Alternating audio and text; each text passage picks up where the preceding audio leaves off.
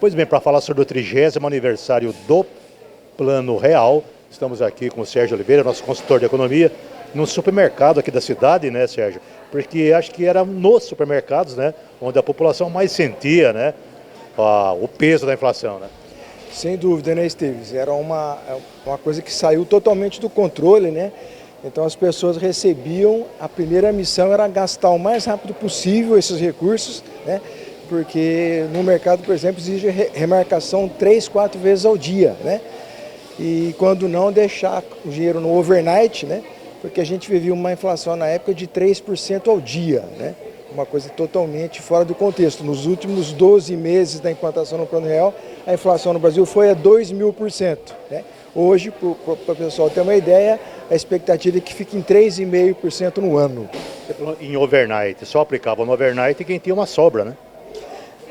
Ou forçava até a sobra, né? O dinheiro caía na conta, automaticamente era overnight. Então, recebeu no dia 5, do dia 5 para o dia 6 já existia uma certa correção para tentar acompanhar aquela inflação, que na realidade não acontecia de fato.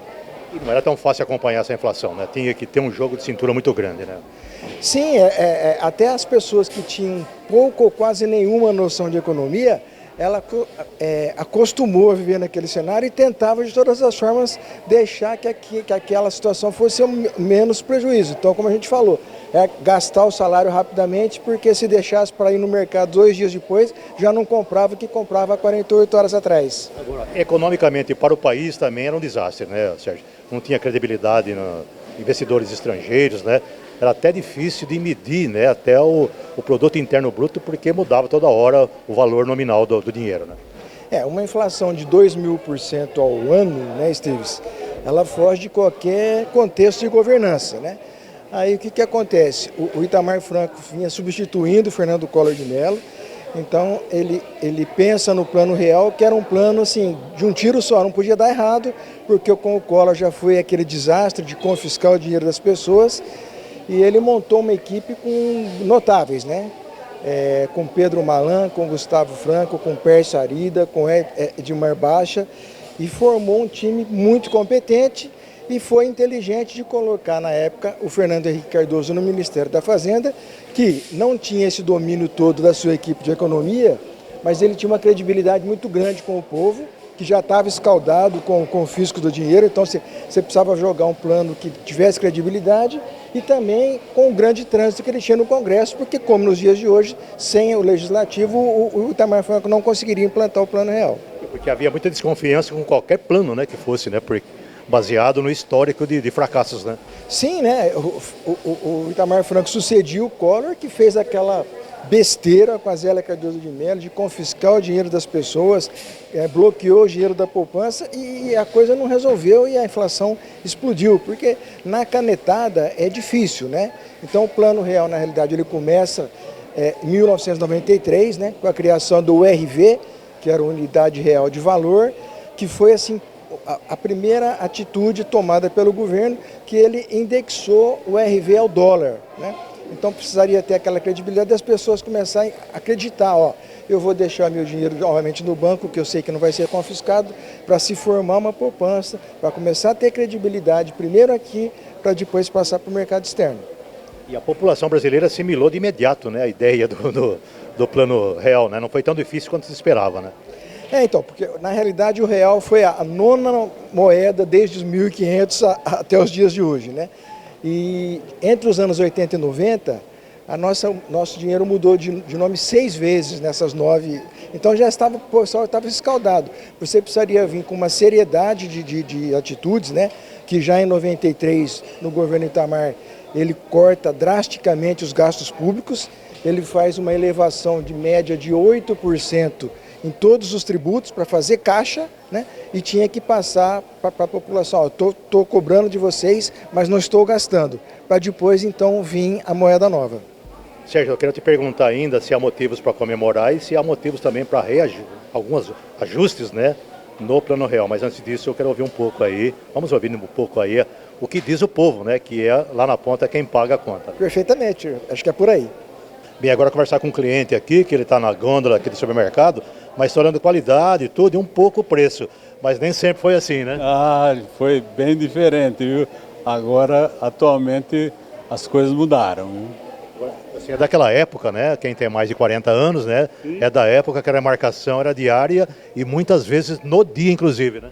Inclusive, você precisava comprar pensando naquele dia, porque o dia seguinte era outro preço, eram outros valores, mudou muito, viu?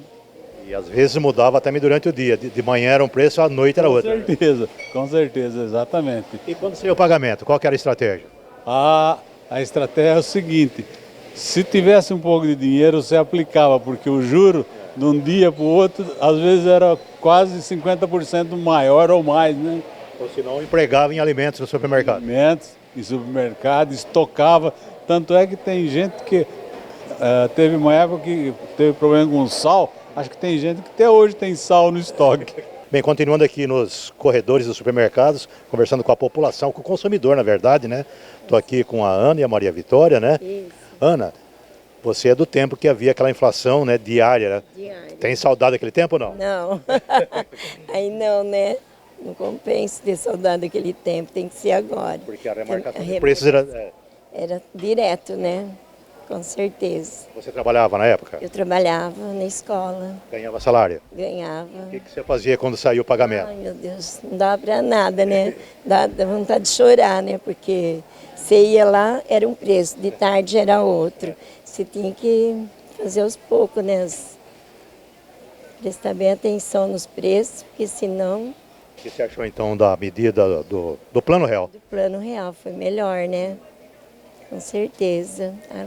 Ela é? Ana. Ana. Ana gostou do real ou não? Gostei. Agora não está tendo remarcação de preço como tinha, né? É. Bem, agora conversar com cliente e funcionária de supermercado. Conversar primeiro com a Natália, que é cliente. Natália, estamos fazendo aqui uma reportagem sobre os 30 anos, né, do Plano Real. O que você achou desse plano? O que você achava da inflação que era tão alta lá antes do plano? Eu achava antes bem complicadinho, né? Mas agora tá bem melhor. Agora eu tô achando bem melhor. Você chegou a se deparar com a cena você ir no supermercado e o funcionário estava ali com aquela maquininha marcando, marcando? Sim, chegava da cãibra do dedo dos funcionários. Mas hoje está bem evoluído. Tem inflação, mas é controlada, mas é um outro contexto, né? Sim, com certeza. Então você está comemorando os 30 anos do Real? Sim, comemoro com toda alegria. Tem motivo? Muito. Agora vou conversar com a funcionária, que é a Simone. Simone já trabalha há muito tempo no supermercado e trabalhou nessa época que usava aquela maquininha para remarcação de preço, né, Simone? Trabalhei em supermercado bem antigo da cidade. E como é que era aquela época? Ah, difícil, hein? Às vezes no caixa também a gente tinha que passar todos os produtos, tinha que saber o preço para a gente registrar. Às vezes não lembrava o preço, não tinha etiquetado as mercadorias, a gente tinha que saber tudo na cabeça. E tinha produto que tinha que marcar até no lápis, lá na gôndola, né? Na gôndola, para chegar no caixa a gente cobrar. E agora, o que você acha? Agora é uma beleza. Você até decorou os preços. Tudo, código, preço, tudo. Agora é uma benção.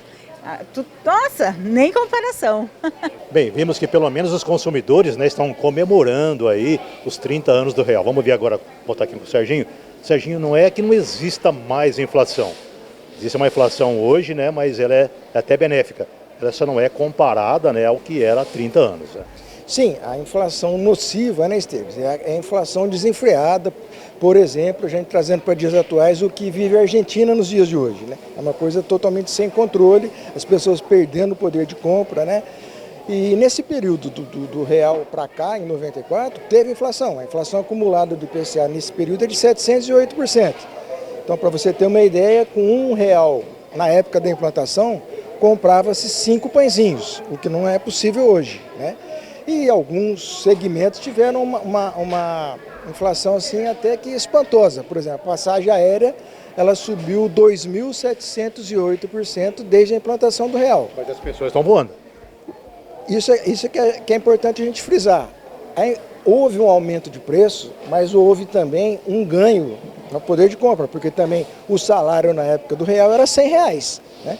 Então o que a gente fala? A passagem aérea subiu muito, mas se a gente olhar com um olhar técnico, existem mais pessoas nas classes C e D hoje voando do que voavam naquela época. Então a inflação, desde que controlada, ela é até um mal necessário, vamos dizer assim. Por quê? Se ficar estabilizado, ó, os preços não sobem, é porque não está havendo consumo. Se não está havendo consumo, a cadeia produtiva não está girando. Então a inflação ela é até certo ponto aceitável, desde que a economia esteja girando, isso vai aumentar o PIB, né? O que não pode era como na época lá, 3% ao dia, ou no mês anterior à implantação do real, em junho de 93, a inflação do mês foi de 46,78%. Aí, Bom, Sérgio, em 30 anos de Plano Real, bolo com velhinhas ou não?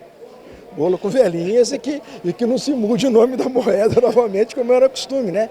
Eu acho que hoje a economia nossa, ela vai ter as turbulências, como está tendo atualmente nos Estados Unidos e qualquer economia do mundo, mas em parâmetros muito mais suportáveis, muito mais administráveis. Eu diria assim que a economia brasileira hoje ela tem um processo maduro e que a gente tem que dar os louros pela implantação do Plano Real há 30 anos atrás.